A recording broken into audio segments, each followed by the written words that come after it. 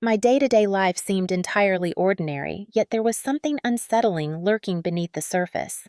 At 40, I find myself entwined in a life shared with my husband Scott. What lies beneath the surface of our existence together? I have a son, caught in the enigmatic throes of his teenage years. My state of calm was strikingly apparent, perhaps to an unsettling degree. Yet you must assess that circumstance, even though I sense my perspective may lean towards the unfavorable, a thought that oddly does not trouble me. In brief, my 15-year-old son, Elijah, had an affinity for visiting the farm belonging to my husband's brother, Scott. But what was it about that place that drew him in so deeply? The situation grows increasingly intricate with the arrival of his relative Jacob, rather than being resolved. Two young individuals engaged in a series of activities typical for their age, yet something felt off, as if hidden layers lingered beneath the surface of their seemingly ordinary lives. Each Friday, he found himself drawn to his relative's home, where an encounter with his cousin awaited, shrouded in an air of uncertainty, and share an intriguing moment together until the shadows deepen. Even on weekends, there are moments that linger, especially when coming back from work. Scott had a habit of showing up late, around 11 o'clock at night, specifically on Fridays. There was something unsettling about that timing.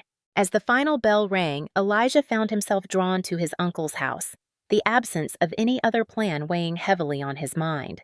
I decided to pay a visit to my sister-in-law, seeking a moment of respite while also uncovering the truth about Elijah, who was with his relative. What could be lurking beneath the surface of this seemingly ordinary gathering?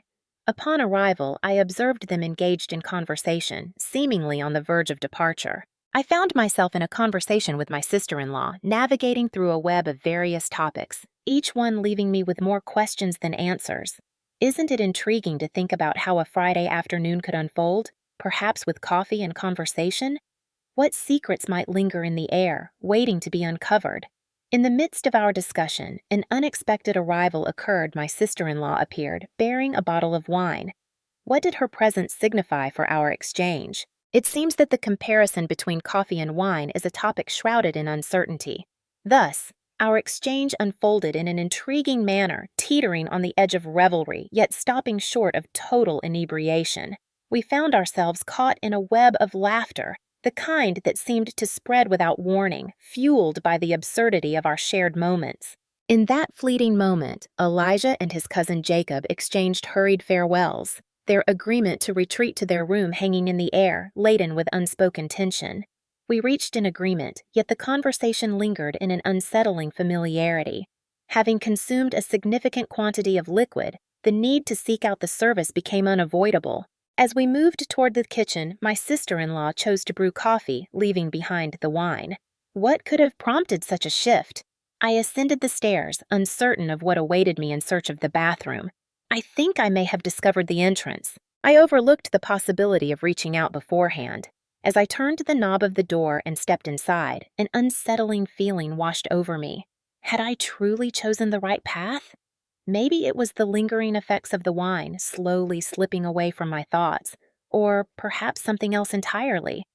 Who can say for certain? Once, it seemed crucial to knock on the door. Yet, upon my arrival, I discovered Jacob positioned before the toilet, engaging in an act that seemed all too ordinary.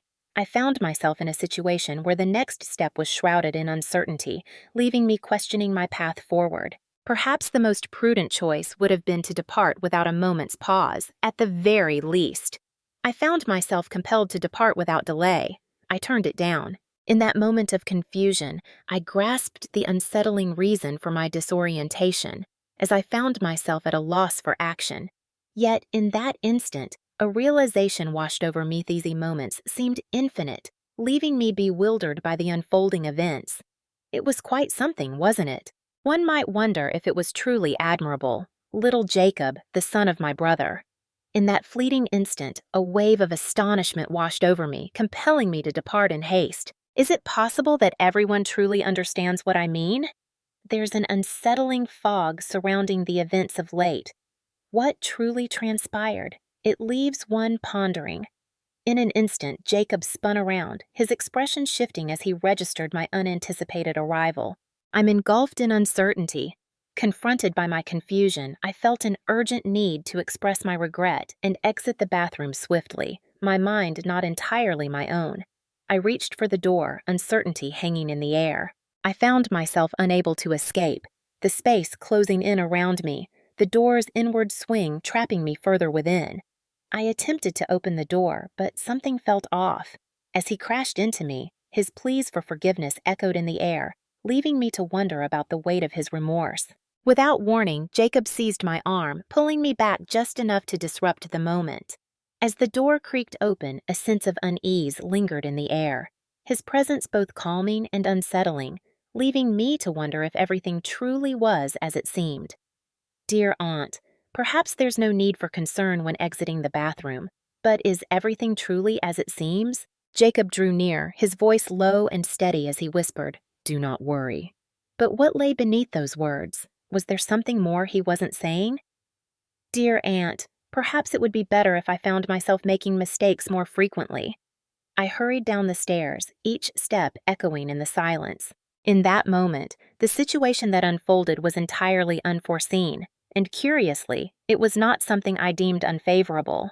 In another time, I might have unleashed a harsh reprimand upon my nephew.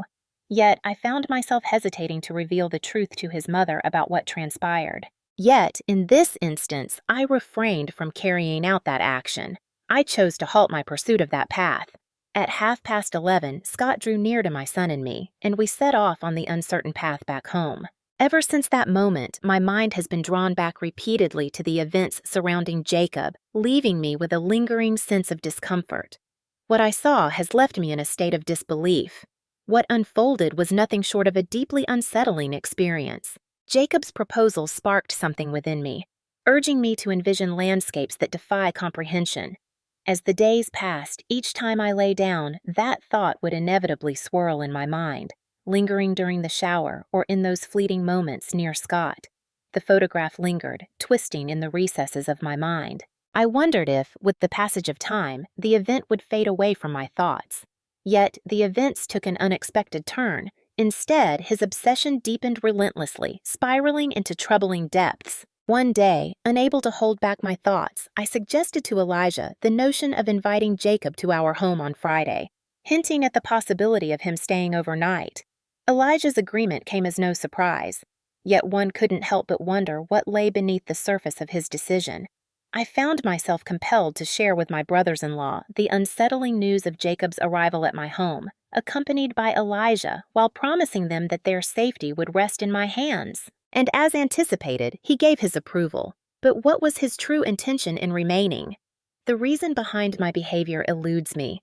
Even though I felt prepared to embark on a project, I found myself lacking any semblance of prior planning. Before choosing a direction, I find myself wishing Jacob were here, at home, with me. As the shadows lengthened on that Friday afternoon, Elijah and Jacob found themselves in each other's company, engaging in activities that seemed innocent enough, video games and hobbies. But an unspoken tension lingered in the air, leaving one to wonder what lay beneath the surface of their seemingly carefree gathering. I attempted to conceal the unease that lingered within me. The answer to the problem eludes me, shrouded in uncertainty. Could it have been easier to simply let that matter fade from thought? Yet I chose not to proceed with that course of action. I refrained from taking that step as my mind conjured unsettling and precarious scenarios. Scott returned home, as he always did, at 11 o'clock under the cloak of night. After dinner, he revealed a weariness that seemed to linger in the air, seeking permission to retreat into the shadows of rest. It lingered in my mind, an elusive thought that refused to fade away. Fortune has smiled upon me, but what does that truly mean? The name that Scott bears shrouded in uncertainty. After arriving, weary and seeking solace, it became utterly futile to rouse him from his slumber. He lingered in the shadows, waiting for the sun to reveal its presence. As Elijah and Jacob engaged in their lively conversation about video games, I found myself in the living room, absorbed in a series on Netflix, wondering what lay beneath their cheerful banter. The solitary sound echoed around me, yet I found myself unable to grasp the purpose of my presence in that place. It was utterly perplexing. My mind was unraveling in an unsettling manner. Perhaps it would be wise to retreat and find rest at once. Could it be that the events unfolding in Jacob's residence were distorted by the haze of the drinks I consumed? What truly transpired there remains uncertain. I found myself caught in a web of self-persuasion, wrestling with an inner critic that whispered doubts and uncertainties. Is that truly the case? What chaos unfolded? It was hard to ignore the signs of your inebriation.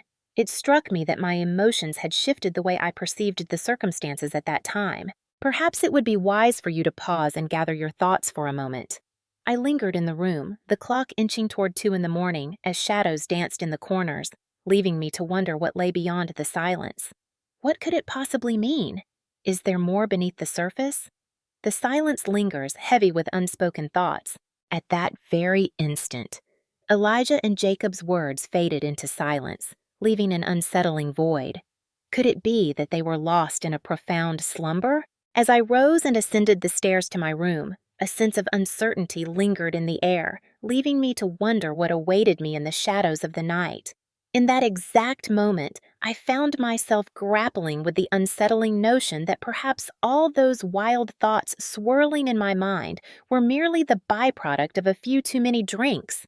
They seemed to blend into the shadows, hardly noticeable. Initially, I found myself in the bathroom, toothbrush in hand, the bristles poised above my teeth, as if something unseen lingered in the air. Ultimately, I decided to splash some water on my face, wondering if it might somehow bring my body temperature down, if only slightly. What an unexpected turn of events! What on earth? At that precise moment, 2 hands settled on my waist, hands that felt oddly familiar yet elusive. I felt an unsettling certainty that those hands were not Scott's, especially with the ominous rumbles echoing from the room next door. As I recognized the hands, I swiftly shut my eyes, sensing his voice behind me revealing something unsettling. In this moment, it was he who faltered. "Do you truly find yourself fully persuaded by this assertion?" In a fleeting moment of stillness, while I brushed my teeth, I found myself attempting to unravel the thoughts swirling in my mind. The rapidity with which the situation engulfed me left me unsettled, my nerves fraying in the uncertainty. A strange discomfort settled in my jaw as I attempted to reach the utmost extension. Then, Jacob instructed me to take a seat in the chair. Yet at that moment, a fog of confusion enveloped me, blurring the lines between time and place. The weight of the moment left me in a state of utter confusion. An unfamiliar intensity surged within me, an energy that felt entirely foreign to my perception. Jacob's words lingered in the air, leaving me unsettled and uncertain. I found myself yearning for even the faintest hint of understanding. I granted him complete freedom to explore his ideas, and he revealed a surprising ingenuity as he ventured into activities I had never encountered before. I consumed his enticing elixir, but soon it transformed into something overly sweet for my taste. I found myself spiraling, completely unaware of the motives behind his actions.